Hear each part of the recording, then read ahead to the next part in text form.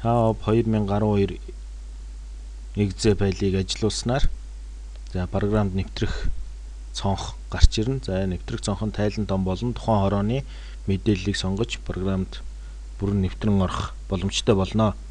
За эндээс тайлан тон дээр 2012 он эсвэл одоо мэдээллийн сан шинээр шивж эхлэх гэж байгаа бол 2013 оныг сонгож орох боломжтой. За аймаг нийслэл гэдэг дээр Улаанбаатар гэдгийг сонгож оруулна. За энд гарын драйверын хувьд бол Monkey болон Windows NT зэрэг Монгол гарын драйверуудыг ашиглах шаардлагагүй Mongolian Cyrillic буюу Unicode-оор шивэх боломжтойгоор програм маань хийгдсэн байгаа. За энд Улаанбаатарт Боёнгол дүрэг 2 дугаар хороо. За байршлын хувьд бол 5 сонголттой байгаа. Нийслэлийн хувьд бол бүгд нэг буюу нийслэл гэсэн байршлын кодыг авна.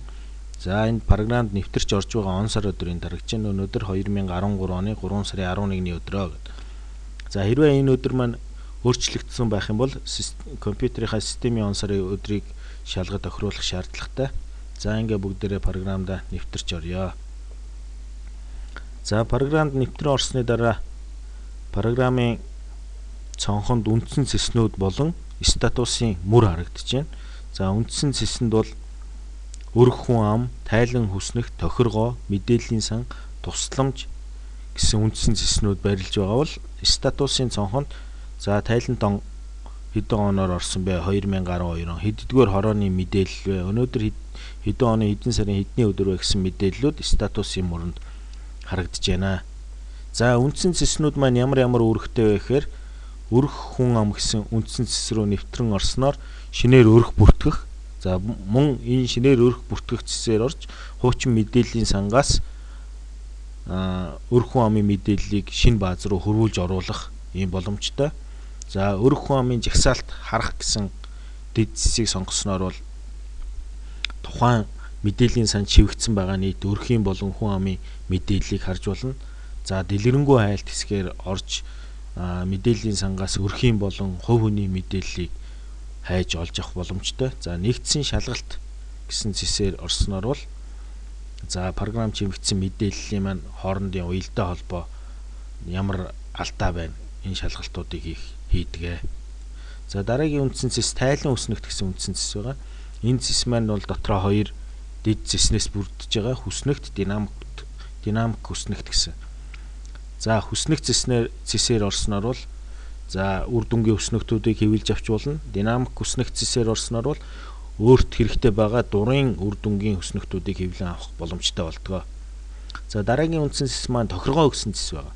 Энэ цэсээр бол тохиргоо гэсэн цэс маань бол програмд нэвтрэх цонхыг дахин гаргаж за өөр баг хорооны ч юм уу тайлан тоноо буруу оруулж шивсэн тохиолдолд энэ тохиргоо цэсний дахиж нэвтрэх гэдэг дэд цэсийг сонгож зөв мэдээлэл оруулан нэвтрэх боломжтой болдог. За хэрвээ сая Баянгол дүүргийн 2 дугаар хорооны мэдээлэл гэж оруулсан энэ 2 биш 1 дугаар хороо байсан бол 1 дугаар хороо гэдгээ энд засч оруулж өгнө. За ингээд нэвтрэх товчийг дарж орсноор за энэ статусын мөрөнд тайлан тон 2012 1 дугаар хороо гэд энэ хорооны маань нэвтэрч орсон хорооны маань мэдээлэл засагдсан энд харагдаж байна. Тохиргоо гэдэг цэс маань болохоор програмаас гаралгүйгээр дахиад өөр баг хорооны ч юм уу эсвэл буруу оруулсан нэвтрэх мэдээлэлээ засч оруулах юм боломжтой цэс байгаамаа. За дараагийн үндсэн цэс бол мэдээллийн сан гэсэн цэс байгаа. За энэ цэсээр орсноор бол оны хаалт хийх, мэдээллийн сан нэгтгэх гэсэн ийм үндсэн боломжууд байгаа. За дараагийн үндсэн цэс маань болохоор тусламж гэсэн цэс байгаа.